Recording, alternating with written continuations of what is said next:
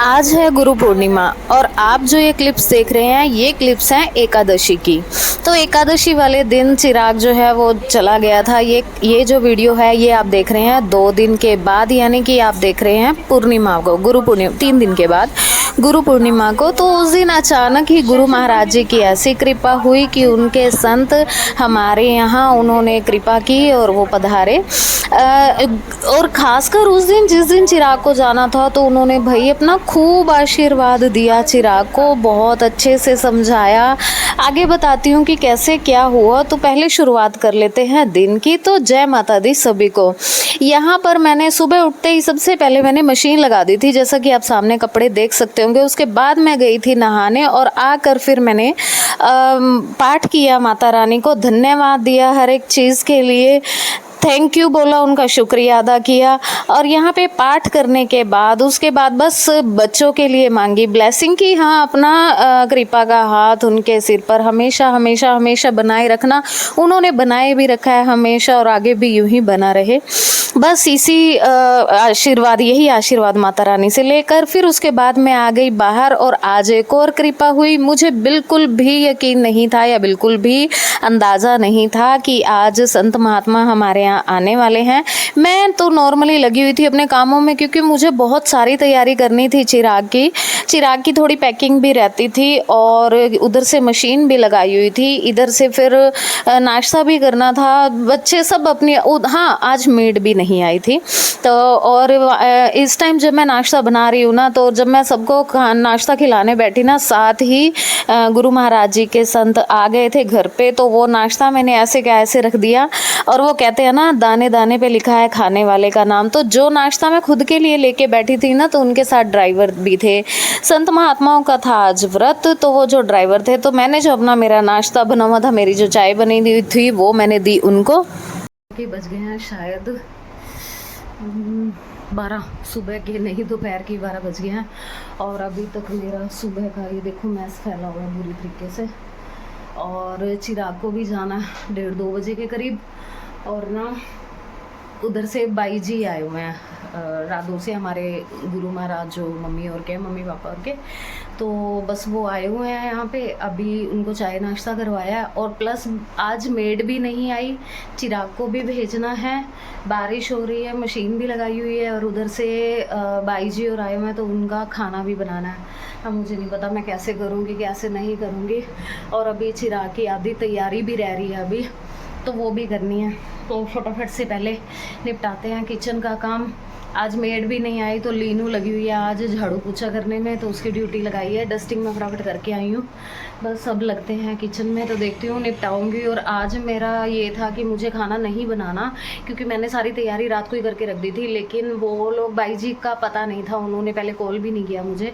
और वो प्याज वाला खाना खाते नहीं है, हम खाते, ऊपर से उनका है फास्ट। अब मुझे उनके लिए फ़ास्ट वाला खाना बनाना है। तो देखती हूँ कि क्या बनाऊँगी, कैसे बनाती हूँ। अब उनके लिए खाना बनाने से पहले ये ज़रूरी था कि पहले मैं किचन को क्लीन करूँ, क्योंकि वो ये किचन अगर इस तरीके से फैली हुई है या साफ़ नहीं है, तो व्रत का खाना वैसे भी मैंने उनके लिए बनाना था, तो साफ़ करना ज़रूरी था। तो यहाँ से फटाफट से मैंने तैयारी की, सारा सामान उठाने की। इससे पहले वो चाय नाश्ता वगैरह सब लेकर चले गए थे। उनके और भी काफ़ी अनुयायी हैं यहाँ पर, तो उनके यहाँ वो गए थे। तो इतने में फिर मैंने फटाफट से यहाँ की क्लीनिंग शुरू कर दी थी। लीनू बोल दिया था, वो इतना डस्टिंग कर रही थी, अभी वो इतना झाड़ू पोछा कर ही रही थी कि इतने में शुक्र वाली बात है कि परमात्मा को थोड़ी सी दया आ गई मेरे ऊपर और फाइनली मेड आ गई मेरी। तो मैंने ना अभी बर्तन उधर क्लीन नहीं किए थे, बस शेल्फ क्लीन करके ना, तो मैंने उनके लिए ना थोड़ा फलहार वगैरह बनाना स्टार्ट कर दिया था। इतना मेरी मेड भी आ चुकी थी। मैंने यहाँ पे हाथ वगैरह धो के बहुत अच्छे से साफ़ सफाई करके देसी घी में तड़का वगैरह लगा के मैंने उनके लिए खाना जो है बना दिया था। मुझे ये था कि दूसरी साइड मैं काम करती रहूँगी और इधर मेरा खाना रेडी हो जाएगा। अगर मैं सारा काम करके उसके बाद खाना बनाना शुरू करती ना, बहुत ज़्यादा लेट हो जाती। तो बस कुछ इस तरीके से मैंने उनका खाना बना दिया था।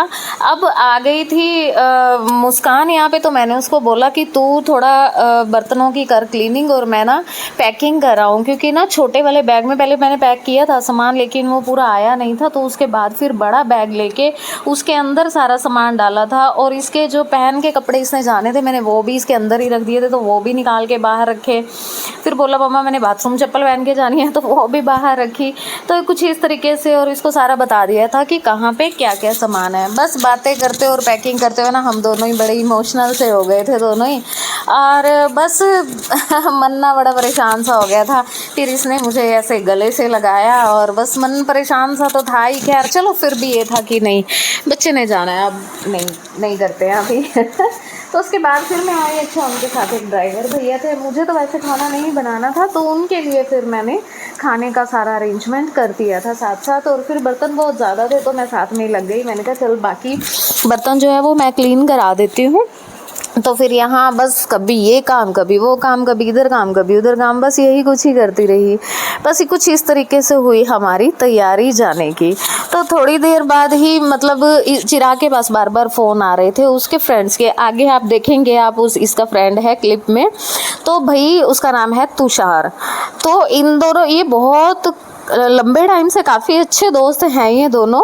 तुषार हमारे घर पे भी आया हुआ है, वो रह के भी गया हुआ है। काफ़ी अच्छा, काफ़ी नाइस लड़का है, लेकिन इनके साथ ना हर बार ट्रेजेडी हो जाती है। एक बार चिराग बीमार था, वो पता करने आया तो वहाँ पे उसको चोट लग गई।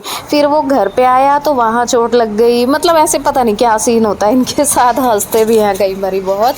और फिर यहाँ पे बाई जी आ गए थे और उनको करवाया फिर मैंने लंच, और अब थी फाइनली चिराग के जाने की बारी।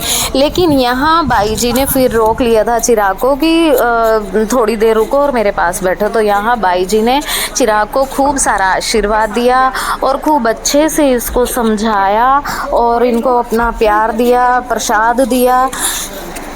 यहाँ पे ना बाई जी मुझे बोलते कहते कि ना आपके ऊपर गुरु महाराज जी की कृपा है, हम खुद तो आए ही नहीं।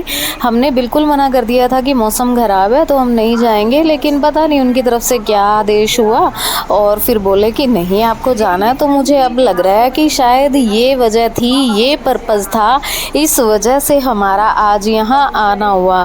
सीरियसली तब जाके मेरे मन को इतनी तसल्ली हुई ना कि नहीं, मालिक जो करता है अच्छे के लिए, अगर उन्होंने अपना आशीर्वाद दे दिया ना तो सब कुछ बहुत अच्छा ही होगा। आपका मन करता है ना पनीर खाओ, दूध पियो, फल खाओ, जूस पियो, उससे तुम्हारी बॉडी भी बनेगी, शरीर भी अच्छा रहेगा।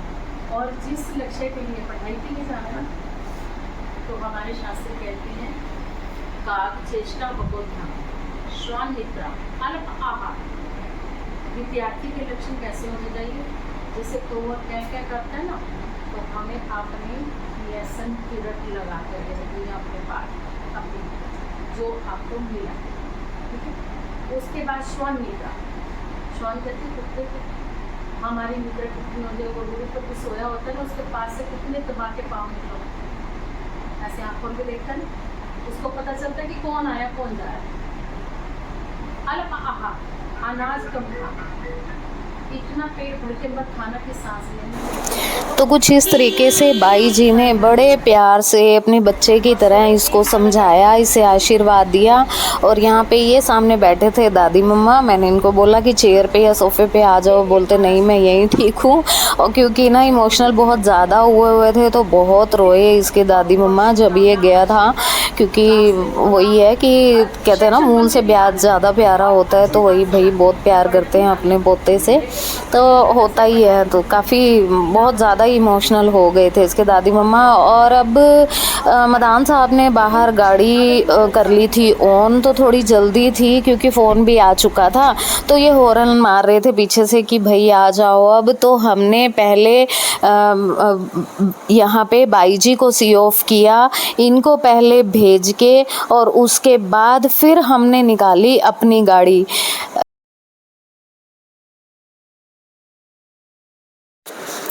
यहाँ पर बस इसको ना पास के गांव में ही छोड़ने जाना था, आगे इसके बाकी सारे फ्रेंड्स इकट्ठे हो रहे थे, तो जाने को तो ये बाइक पे भी जा सकता था, लेकिन वही है मन नहीं करता। ये था कि चलो जितनी देर तक साथ रह सकते हैं उतनी देर ही सही। तो फिर मैंने बोला मदान साहब को कि नहीं आप गाड़ी निकाल लो और हम ना सारे इकट्ठे ही चलेंगे छोड़ने। बस यहाँ पे लीनू भी फटाफट कपड़े चेंज करके रेडी हो गई और मैं भी।